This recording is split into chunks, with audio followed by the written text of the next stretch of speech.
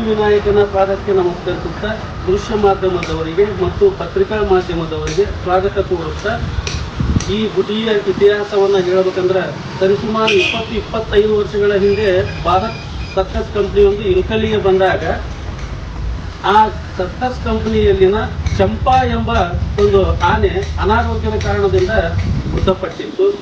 ಆಗಿನ ಪುರಸಭೆಯ ಅಧ್ಯಕ್ಷರಾದಂತಹ ವೆಂಕಟೇಶ್ ಜಿ ಕಾಕ, ಲಕ್ಷ್ಮಣ್ ಜಿ ಗುಳಂ ಮತ್ತು ಪ್ರಮುಖರಾದಂತಹ ಗಜೇಂದ್ರಗಢ ಸರ್, ಮಹಾಂತೇಶ್ ಗಜೇಂದ್ರಗಢ ಸರ್ ಮತ್ತು ಅರುಣ್ ಬಂಡ್ರಗಲ್ ಸರ್ ಮತ್ತು ಬಸವರಾಜ್ ಜಕ್ಲಿ ಅವರು ಮತ್ತು ಅದೇ ರೀತಿ ಮಾನಪ್ಪ ವಿಶ್ವಕರ್ಮ ಅವರ ನೇತೃತ್ವದಲ್ಲಿ ಅವರು ಒಂದು ಕಾಳಜಿ ತಗೊಂಡು ಇಳಕಲ್ಲಿನ ಒಂದು ಇದು ಮುಂದೊಂದು ದಿವಸ ದೇವಸ್ಥಾನ ಆಗಬಹುದು ಅನ್ನುವ ಒಂದು ವಿಚಾರದೊಳಗೆ ಇಲ್ಲಿ ಅದರ ಸಮಾಧಿಯನ್ನ ಮಾಡಿರ್ತಾರೆ. ತದನಂತರ ದಿನಮಾನಗಳಲ್ಲಿ ಆ ಸಿದ್ಧಿವಿನಾಯಕನ ಪ್ರೇರಣೆ ಗೊತ್ತಿಲ್ಲ, ಇಲ್ಲಿರುವಂತಹ ಕೆಲವು ಸ್ನೇಹಿತರೆಲ್ಲರೂ ಸೇರಿ ಒಂದು ಸಣ್ಣದಾಗಿ ಗುಡಿಯನ್ನು ಕಟ್ಟಿ ಪ್ರತಿ ವರ್ಷವೂ 2011ರಿಂದ ಗಣೇಶನ ಮೂರ್ತಿಯನ್ನು ಪ್ರತಿಷ್ಠಾಪನೆ ಮಾಡಿ ಅದರಲ್ಲಿ ಕೆಲವೊಂದಿಷ್ಟು ಬಂಗಾರದ ಆಭರಣಗಳನ್ನು ಹಾಕಿ ಟವಲನ್ನು ಮಾಡಿ ಅದರಲ್ಲಿ ಉಳಿದಂತ ಹಣದಿಂದ ಮತ್ತು ದಾನಿಗಳ ಹಣದಿಂದ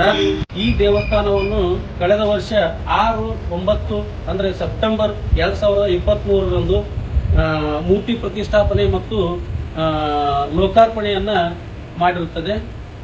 ಅದೇ ರೀತಿ ಈ ವರ್ಷ 6-9-2024ಕ್ಕೆ ಮೊದಲನೆಯ ವರ್ಷದ ವಾರ್ಷಿಕ ಸಿದ್ಧಿವಿನಾಯಕನ ಆಶೀರ್ವಾದದಿಂದ ಸಹಸ್ರ ಮೋದಕ ಗಣ ಹೋಮ ಮತ್ತು 21 ದ್ರವ್ಯಗಳಿಂದ ಅಭಿಷೇಕ ಮತ್ತು ಅದೇ ರೀತಿ ಸರ್ವಧರ್ಮ ಸಾಮೂಹಿಕ ವಿವಾಹವನ್ನು ಹಮ್ಮಿಕೊಂಡಿದ್ದು ವಧುವರರಿಗೆ ತಾಳಿ, ಕಾಲುಂಗುರ, ಬಟ್ಟೆಗಳನ್ನು ಕೊಡುವುದಾಗಿ ನಿಶ್ಚಯಿಸಿದ್ದೇವೆ. ಇದರ ಸದುಪಯೋಗವನ್ನು ಸಾರ್ವಜನಿಕರು ಪಡೆದುಕೊಳ್ಳಬೇಕು. ಈ ಸಿದ್ಧಿವಿನಾಯಕ ಮಿತ್ರ ಮಂಡಳಿ ವತಿಯಿಂದ ಮತ್ತೊಮ್ಮೆ ಸಾರ್ವಜನಿಕರಲ್ಲಿ ಮತ್ತು ಪೊಲೀಸ್ ಸಿಬ್ಬಂದಿಗಳಲ್ಲಿ ಮತ್ತು ನಗರಸಭೆ ಸಿಬ್ಬಂದಿಗಳಲ್ಲಿ ವಿನಂತಿಸ್ತೀವಿ. ಈ ಕಾರ್ಯಕ್ರಮವನ್ನು ಸೆಪ್ಟೆಂಬರ್ 6ನೇ ತಾರೀಕು 2024ರ ಕಾರ್ಯಕ್ರಮವನ್ನು ಯಶಸ್ವಿಗೊಳಿಸಬೇಕಾಗಿ ನಮ್ಮೆಲ್ಲರ ವತಿಯಿಂದ ವಿನಂತಿಸಿಕೊಳ್ತೀನಿ. ನಮಸ್ಕಾರ.